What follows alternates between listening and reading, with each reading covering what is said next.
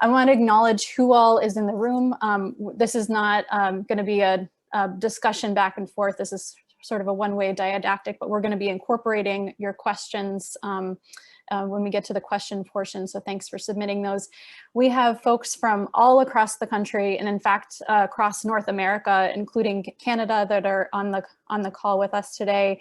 Folks from Texas, from Oregon, from South Dakota. We have folks that are leading state task forces, that are leading health systems, that are survivors, that are engaged in this work in health systems. So we have a real diversity of experiences, sexual assault nurse examiners as well. So thank you so much for seeing yourselves as champions on providing evidence-based public health information in the communities that you work in and your spheres of influence, and informing yourself with today's webinar. Just some brief information about why HEAL exists, about HEAL. So as many of you are aware, and the reason that many of you are in the HEAL network is that we know the majority of trafficked persons access healthcare at some point while they're being trafficked, whether they're being trafficked for labor or for sex, whether they were born in this country or born elsewhere. We know that the majority of trafficked persons access healthcare. And what that means is that healthcare has a huge opportunity and responsibility to respond to trafficked persons when they come through our doors. And the goal of that encounter really is to create that open door, to be a vessel for education and empowerment and pathways to healing. We work in these different areas within healthcare and trafficking, education and training, protocol development, advocacy, direct services, media and technology, as well as research. And we really, the core of everything we do, we believe that we're stronger together in our efforts. Now we're comprised in our network of folks in 35 countries around the globe, which is pretty exciting. And we have over 3,500 folks who are survivors and multidisciplinary professionals really focused on building the capacity of healthcare and health professionals to respond to trafficking. And we do this through a survivor-informed public health evidence-based lens. And that's why this conversation today is so critical. So at this point, I'm going to stop screen sharing and welcome our guests from Polaris. I believe, Anjana, you're going to kick us off here. Yep. Hi, everyone. My name is Anjana Rajan, and I'm the Chief Technology Officer of Polaris. We're an NGO that is building a data-driven social justice movement to fight sex and labor trafficking. As a CTO, I oversee all of our security, our engineering, and our technology work, and QAnon is perhaps the greatest threat to our organization. So I want to share with you our security strategy to protect our movement and our mission, and then I'll be handing it off to Karen to talk about what's next and how do we actually do this. So I'm going to share my screen and we'll go from there. Can you all see my screen? Great. Yeah.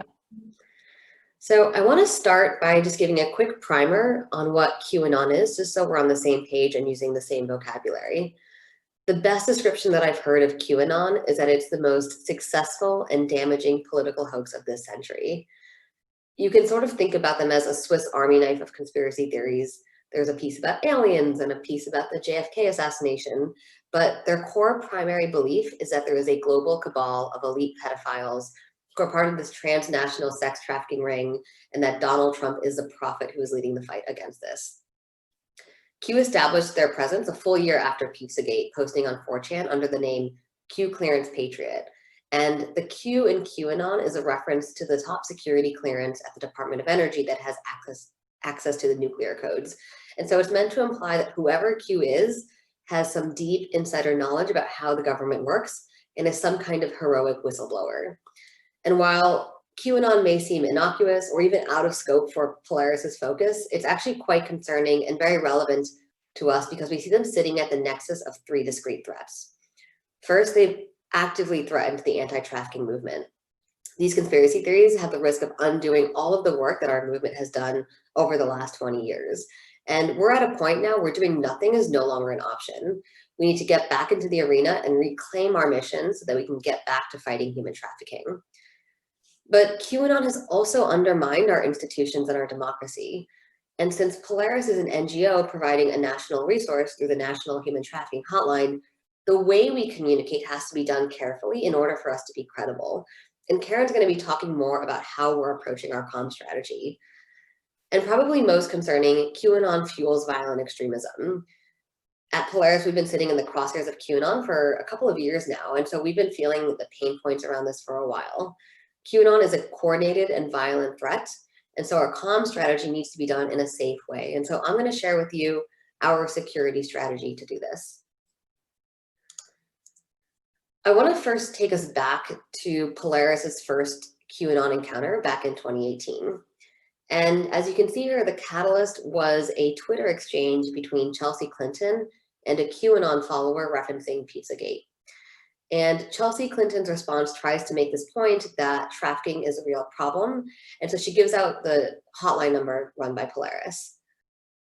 What followed was an online drop by Q with the words, "The Clinton Foundation," followed by the number of our hotline. And it's important to note here that normally Q drops are these enigmatic, long-winded riddles. That is not what happened here. This was a very clear and aggressive directive to his followers to attack us. And that's exactly what happened. All across social media, Q followers accused Polaris of not being a real nonprofit, that the hotline was a front for the Clinton supposed trafficking ring. And then we suffered a DDoS attack, which meant Q followers clogged the hotline, yelling abuse at our hotline advocates. And this generated over 7,000 calls to the hotline in a 12-hour period.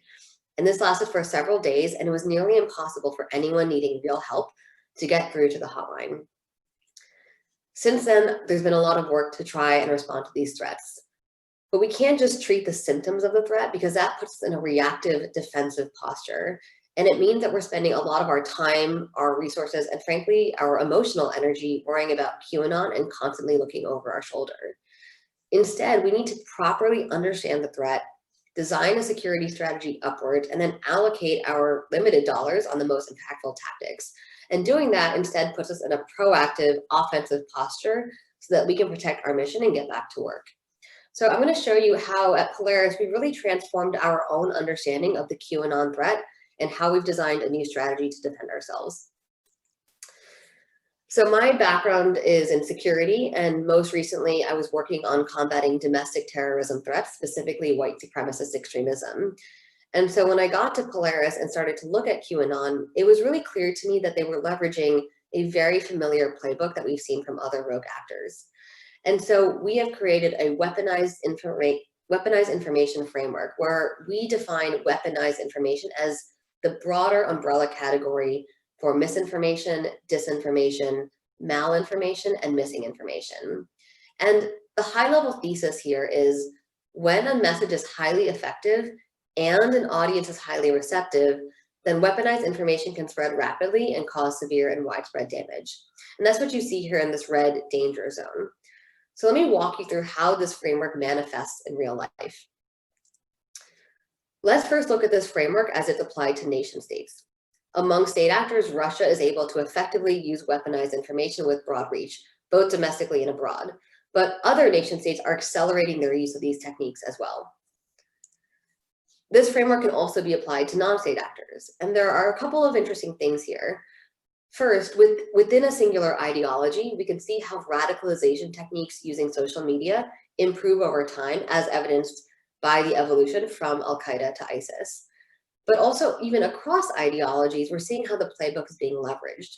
So when we look at white supremacist extremism particularly, we know that it literally copies the Salafi jihadist playbook line by line. And there's a lot of great research about that particular phenomenon.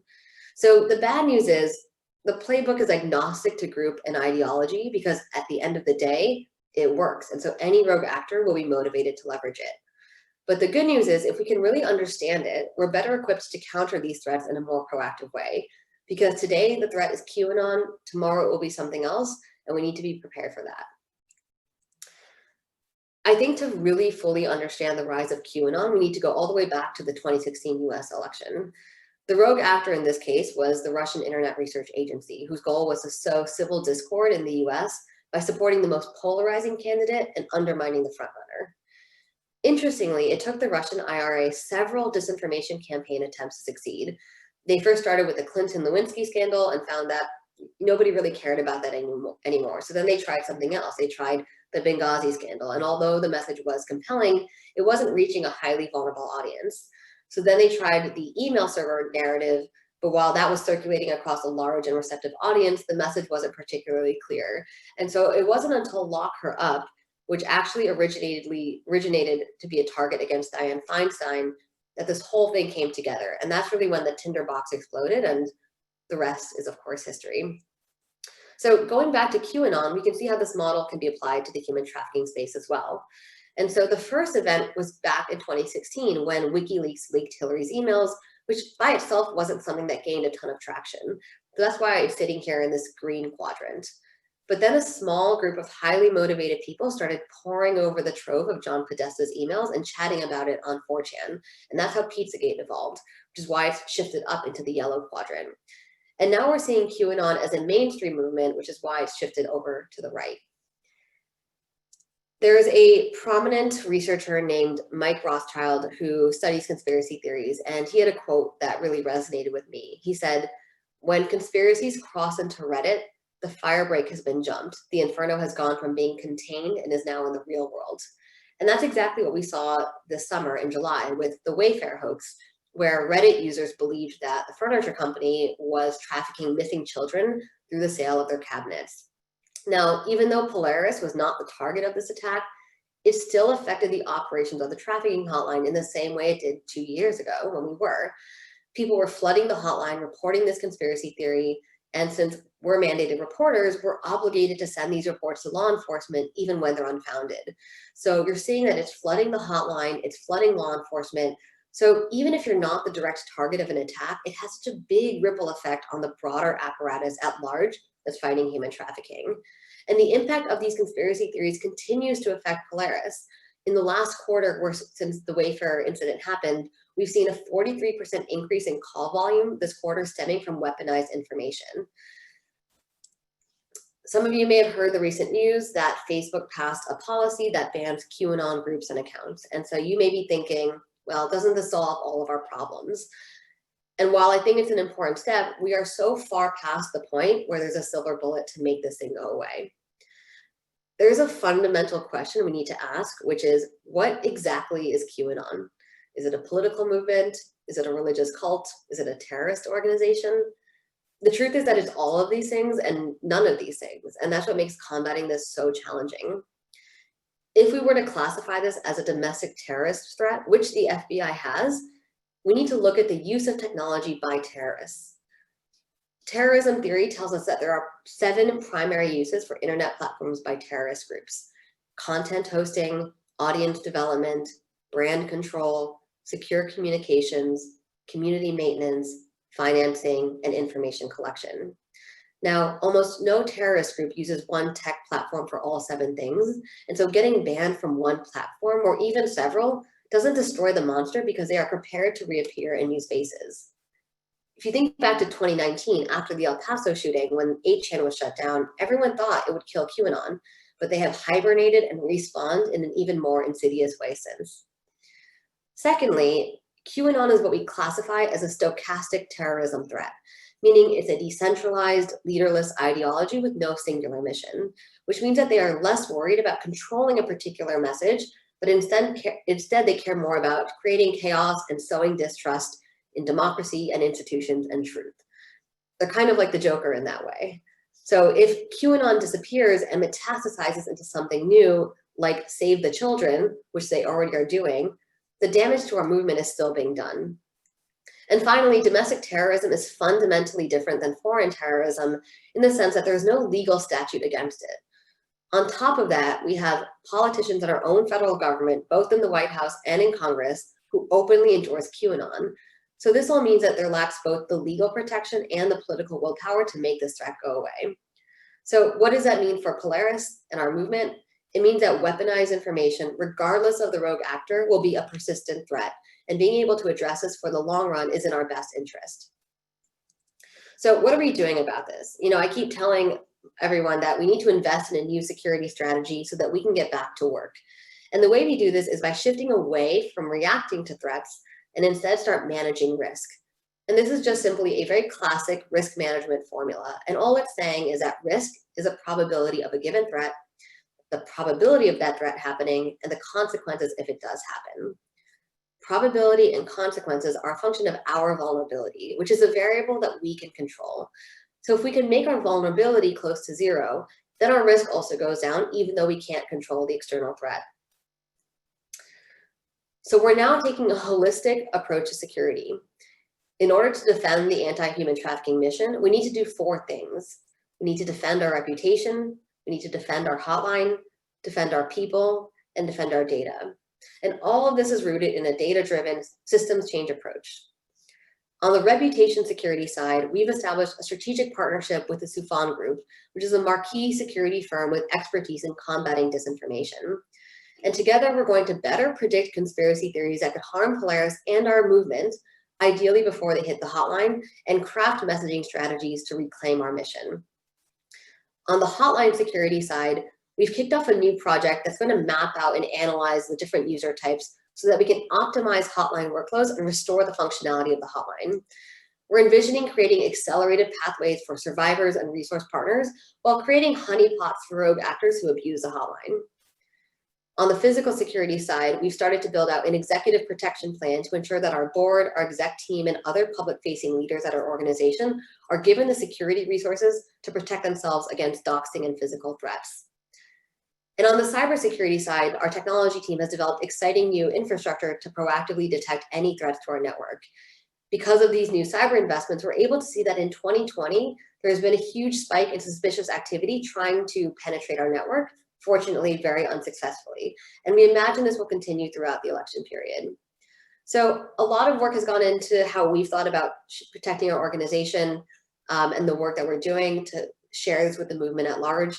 I'm going to now hand this over to Karen, who's going to talk more about our comm strategy, and then we can open it up to questions. Thanks.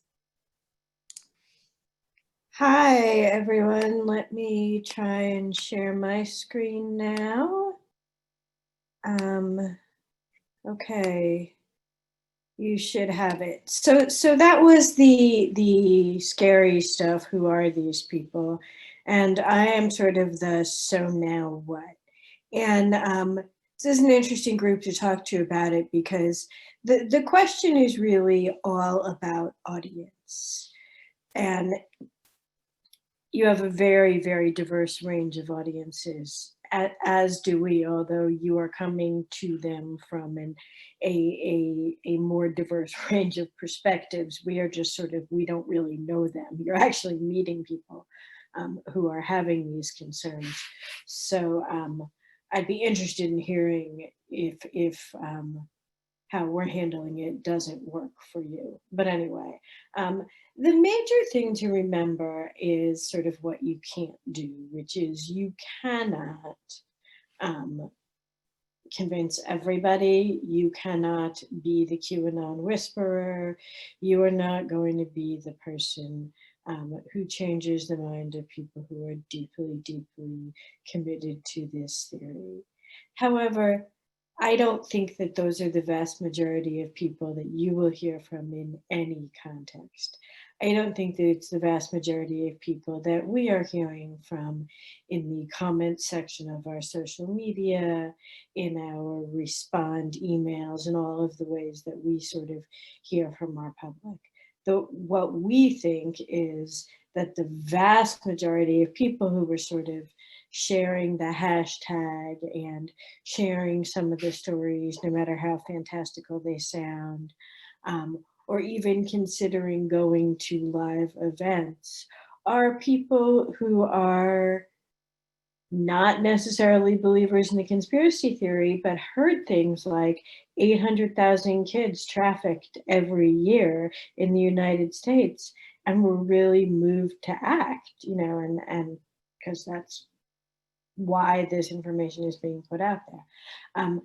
So the vast majority of people who are doing this stuff, who are sharing this information, who are asking you questions, we believe are people who are sort of lower on the information scale, but are not necessarily bought in.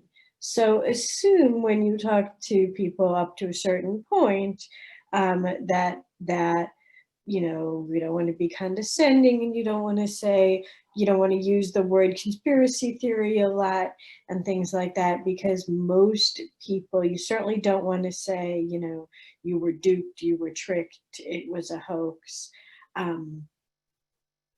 Because most people are just actually trying to help. That said, there is a difference, and this here is our little rabbit hole. And you need to recognize the rabbit hole when you're in it, and stay out of it. So just a few lessons that may or may not be useful in your context, but these are a few. The use of the QAnon is not entirely a Donald Trump support organization. People have gotten involved who may or may not be interested in supporting his presidency. But the fact is that MAGA is a very good sign that a person is not a person that you can talk to and provide additional information to. This WWG one is a sign, a symbol that where we go one, we go all, which is a symbol that they use to speak to each other. And mention in general of the Clintons as it relates to human trafficking is a pretty good sign that you shouldn't talk to people. So is Satanism. But again, use of Save the Children or Save Our Children does not necessarily mean that you're talking to somebody who you can't talk to. Once you get into a conversation, if you are talking to somebody from, and this sort of a little bit depends on your title, right? But if you are a professional in the anti-human trafficking space and somebody is arguing with you about what is and what is not human trafficking, or anything that sort of speaks to your professional experience, it's not worth continuing the conversation, because just by virtue of that fact, you know, they're not listening to you and they're not available to listen to you. They do not have their listening ears on, as we would say in the first and second grade. The other clue that you are dealing with somebody who is not going to listen is, you know, that they are asking you to prove it, asking you for data all of the time.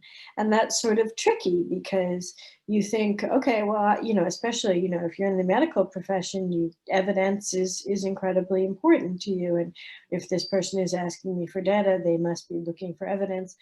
We've really seen that there's a lot of sort of prove it, because there's 800,000 kids missing.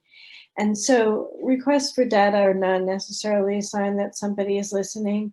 And on the flip side, it is not necessary that once you give actual factual information, no matter how much you can prove it, that is not going to change somebody's mind once they're already in the rabbit hole. So sort of learn to cut your losses. And finally, report violence, including, and this is my little blood drop emoji. I was somewhat surprised to learn that there is a blood drop emoji. I'm not sure why that was necessary to create in the emoji lexicon, but there you go. Report violence, because even if there's nothing they can do about it, sort of in the immediate term, it is, if you are getting, you know, attacked on Twitter or whatever, that is worth noting. So people are going to ask you, because you're human trafficking experts, but also because you're in medical professionals, and so you have a degree of trust just by virtue of sort of where you are and who you work with, what is going on. And we really struggled with, you know, well, if we start talking about it, are we going to become a target again? And is that going to make things worse? And, you know, you certainly don't want to like get, again, sucked into the rabbit hole, wind up spending a lot of your time, energy, and resources countering QAnon and countering this misinformation. By the same token, you're in a position of trust and can actually do some good. So we decided ultimately to go ahead and start addressing it more directly by saying, and this is, and I will, Honey has a version of this PowerPoint, and it's also, all of this is available on our website and like should be stolen from liberally if that is helpful to you. But what we now say is, All available evidence suggests that this is misinformation that is being put out for reasons that have nothing to do with protecting children and that are in fact designed to sow fear and sow division in our country at a challenging moment in time. And research shows that the way these groups operate is to use subject matter that gets a lot of people very upset, very that gets you emotionally sort of heated up. And I would answer the question without going into it a whole lot more deeply. And then give other messengers the floor. And really think a lot about sort of who you're talking to and who those messengers are and who they might be most and least likely to believe. So I have a list here of some good, there's been a ton of good reporting, a ton of good media on this.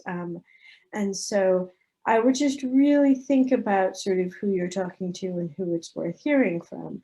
Survivors of sex and labor trafficking are, of course, the best people to talk about the reality of what that experience was like and have a ton of credibility. And there are a few, but I'm sure that if you're in the field, you also work with survivors who can be helpful in this way. Here's some good general media. And this is really tricky. This is really designed in many ways to target a certain group. And so it's very focused on the evangelical community. And there's been a lot of great work amongst evangelicals to counter Q. And if those are people and communities that you're dealing with, I think that it is helpful to use voices from that community to talk about sort of what's true and what's not true and why this might be a problem. So I've put a few there, but there's been a lot of great work in the evangelical community to push back against Q. Also of interest, we had done some thinking about whether there were specific talking points or things that we wanted to offer to faith communities, particularly church communities, particularly evangelical church communities, because they are such an important partner in the anti-human trafficking work sort of throughout the country. There's been such incredible response from the faith community really since the movement began. And so we went through the process of thinking about, oh, you know, do we want to throw sort of Bible verses out there that say why this is dangerous? And ultimately, you know, that we decided that really the way you address people who are moved by their faith to act is the way that you address anybody. So we had thought about it because it is an incredibly important group to address because that's who Q is reaching. But I think that it's really sort of all the same thing, which is, okay, so what do people really need to know? Facts matter, but don't count on facts alone. Like anything in the age of Facebook and Instagram and Snapchat and all that, pictures, visuals, ways to convey information that are quick and grabby and sticky and you can remember what they're saying and what they look like. But again, don't assume that just because something is factually correct means that that somebody is going to believe it. We're in that world now, and that's stressful, I'm sure. And then try and think about what it is that the people that you're talking to really want to know. And I think it comes down to 3 questions that you want to be able to answer, which is, you know, what can I do to protect my community and my kids, since there is such thing as human trafficking? And also because we are in, you know, a moment of heightened fear and everything is sort of awful. And I think people are more scared of their friends and neighbors than they would be at a normal time. They want to know, how do I tell truth from fiction? You know, I'm sitting here in my house dinking around on my Facebook page and I'm seeing all this stuff, and how do I know? I want to be a good person and I want to help out, and how do I do that? And then what's the downside? What's the harm of sharing this information, of becoming part of this movement, those kinds of things. So the harm, obviously, our answer is maybe not the same as everybody's, but for us, obviously, it really overwhelms the National Human Trafficking Hotline. There's just so many people available to answer that service, and you can't just come up with new ones. And I think that's true for a lot of anti-trafficking organizations. But, you know, on a larger scale, we're deeply concerned that misinformation about how trafficking happens is detracting from the very real work of helping people to understand how trafficking actually happens, so that we can identify trafficking in situations where it makes sense to identify trafficking. So if somebody thinks that what they're looking for is somebody lurking behind a pole in the parking lot of a Target, you know, then they're not thinking about, well, how can I speak with people who come into the doctor's office where I work or whatever. So that is the most obvious harm that we can offer for sort of the outside world.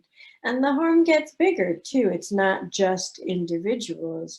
If you then think that you are fighting trafficking and keeping people safe by doing one thing, then you are also not advocating for the resources and supports necessary to do the things that are really necessary to fight trafficking.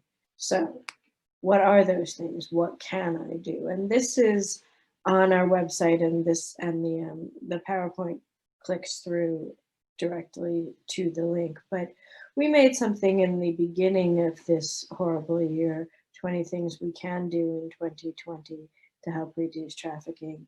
That is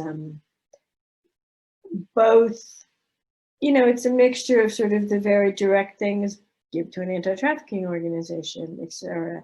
Support certain kinds of policies where so survivors can have their records cleared of criminal offenses that they got while they were being trafficked, for example.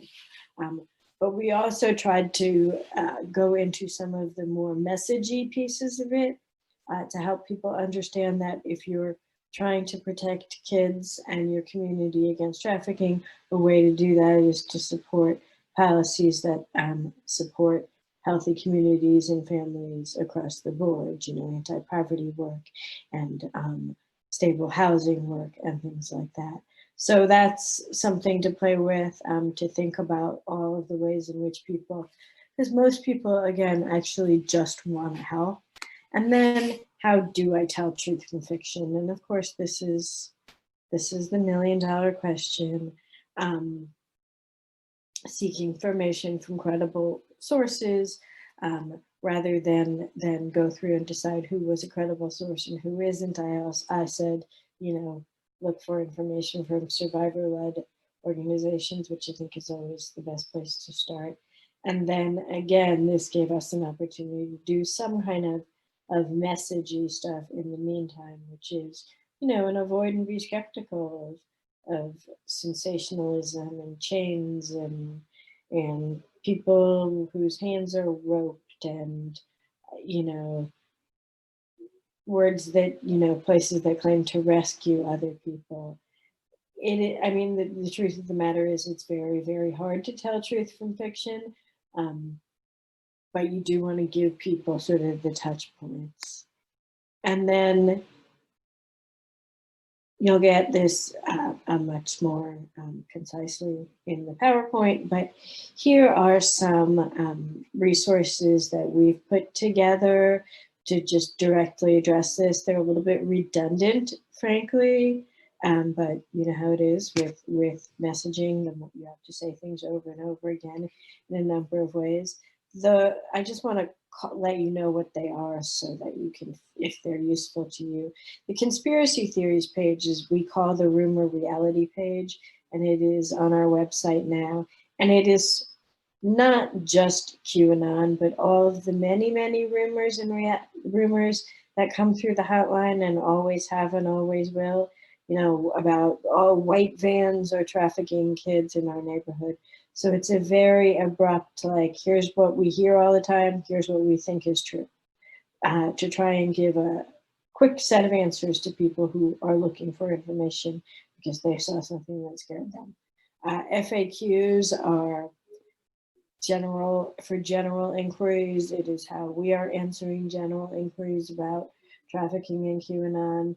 And it is also for anybody who doesn't feel like making their own set of FAQs and would like to steal them, borrow yours. Some new myths and facts, some new information about vulnerability and knowing the backstory rather than the, you know, sort of, and this is very different with doctors, but rather than sort of, you know, looking across a crowded bar and thinking, oh, I think I see a trafficking situation. And then some blog posts that have, to the extent that there is any, some numbers and some factual information about how child trafficking actually happens. So hopefully that answered a lot of the questions. Thank you, Karen. That's such a thorough overview, and I think a 1-2 punch, giving that context on the security side of things, and then what to actually do about it and how to message. So I wanted to share very briefly in the what to do side of things, some resources that HEAL has put together. So we created this website this past week so that we had healthcare and health system specific information on the topic, and really built off of what the platform that you guys had created at Polaris.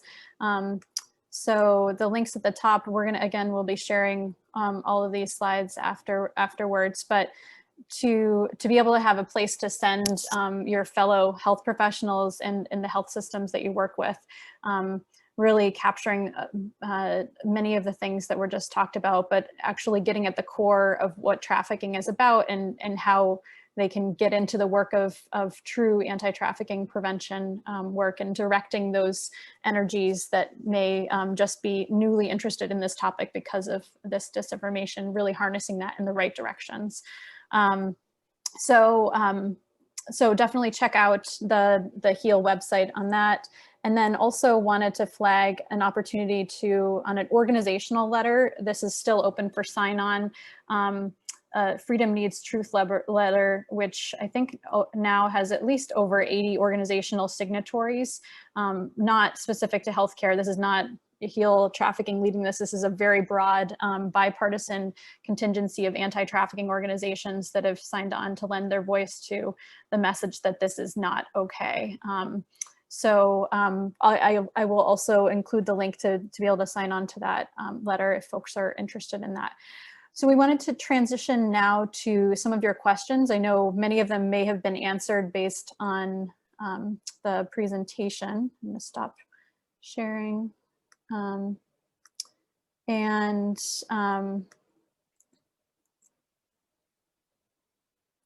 So I'm just going to start off with how, and this is something that I think comes up in Karen, your messaging around, like, not, how do we know and how do we recognize that something is incorrect when so much of information in the movement already has a broader history of spreading misinformation, maybe ignoring evidence and sensationalizing narratives. What advice would you give folks to kind of decipher between fact and fiction, given the kind of overall context of the movement?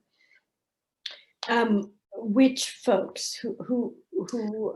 Good question. Yeah. So somebody that's maybe, let's just take my nurse practitioner colleague who's like, I saw this on Facebook, you know, this looks like an organization that's doing good work. I want to donate to them, but then they see something, I don't know, on their website that is more about rescue and has chains or what have you. How do people decipher between what is the real work? Yeah, I think again, the rescue and and that is the gold standard question, and it is what frustrates people.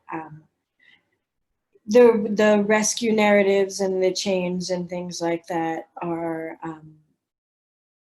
a good way to determine, sort of in our opinion, how it is that you do and do not want to choose which anti-trafficking organizations you work with. You know, an anti-trafficking organization that claims to rescue people in the United States is sort of a little bit dicey. But otherwise, it is really a matter of sort of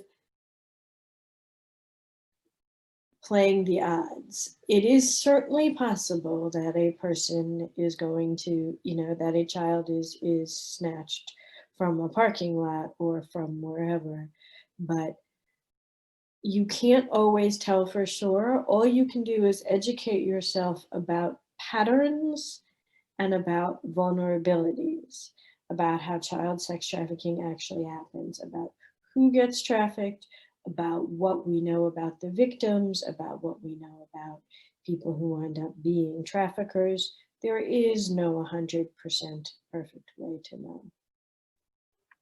Thank you. And I think we'll be sharing the resources that you shared, as well as the links on the HEAL website, where we can point people towards kind of gold standards of information about what trafficking looks like, elevating the voices of survivors, and so on, so that we're redirecting those energies in those directions. But yeah, I'm sorry. Yeah, you go know, ahead.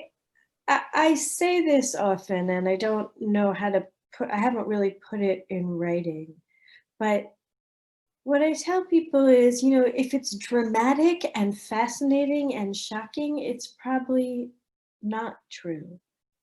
If it's just sad, there's a better chance of it being true. In other words, if it makes you gasp, it's probably a hoax. If it's just plain depressing, that's how it works, right? Less drama. And then this question, and there's also a really interesting comment that was related to that. Somebody said, said in the chat.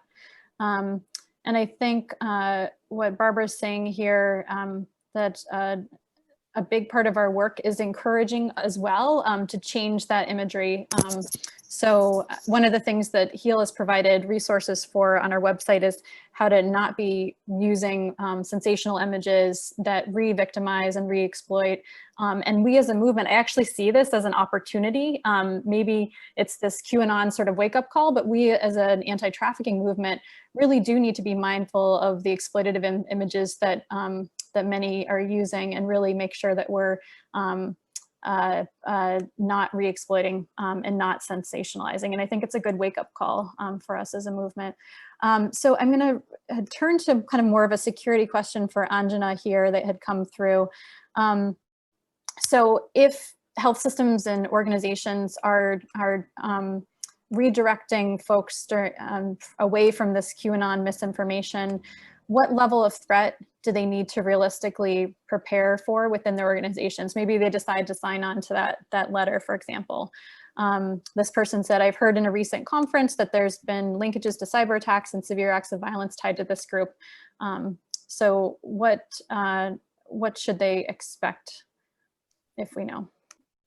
Yeah, that's a great question. The reason I frame QAnon the way that I do is not to be alarmist, but just so that we understand the threat model accurately. And I think the important thing to take away from this is what we built is a framework so that you can apply it to yourselves and to your organizations. And the reason I think about it in those 4 pillars, which is protecting your reputation, which is, again, is something we can share across the movement, protecting your people, protecting your resources, and protecting your data, is that depending on your organization, your threat may be higher or lower. One of the things that Polaris guided on the Freedom Needs Truth letter is we should sign these as organizations, not as individuals, to really show a united front, but to avoid any targeted attacks. And I think the point of this framework is not to say we should be scared about getting in the ring, but getting into the ring in a smart and safe way. And so I think for every organization, the question becomes, how can you, if the goal is to defend the anti-trafficking mission, which is what this whole security strategy is about, can you check to say that you've created an accepted level of risk for your organization? And so if you are in a position where you don't have the cybersecurity resources to put a message out, perhaps that's when you want to sign on to these letters, or you want to like endorse or retweet or share comms that Polaris has put out or someone else has put out. For us, because we are been around for a while and we run the National Human Trafficking Hotline, and we were under attack by QAnon in 2018, for us, we just said we have to take a leadership stance on this because the damage has already been done. But I think for each of your organizations, it's really a question of how do you take control of your risk and do it in a way that works for you. So every organization will have a different threat model. Everyone will have a different comfort of how to react. But I think there's a framework in how you can decide to take action. Thank you for that. And if there are any specifics, kind of like security resources that we can share that you would recommend, or ways of like thinking about that, resources that are go-to, that would be great if we could share that with our network. And then I'm just going to read a comment from Marissa Kokoros, who is Executive Director of Aurora Freedom International. She said, when it comes to human trafficking, if you're focusing on sensational stories, you'll miss the exploitation happening right in your own backyards and homes. And I think that's the real risk that we're talking about here. In Toronto, conspiracy theories like QAnon and Pizzagate are diverting attention from the real youth who need support. Using the Save the Children hashtag to spread untrue information is harming children, not saving them. Moreover, youth might not think their story is horrific enough to warrant support. So it can really undermine not only those that are already out in the situation in the survivor movement, but those that are vulnerable to be like, well, if I'm not experiencing that, then it must not be trafficking. So that's an incredibly good point, and not one I have even wrapped my mind around. It's like, it's hard enough to get kids to ask for help. Absolutely.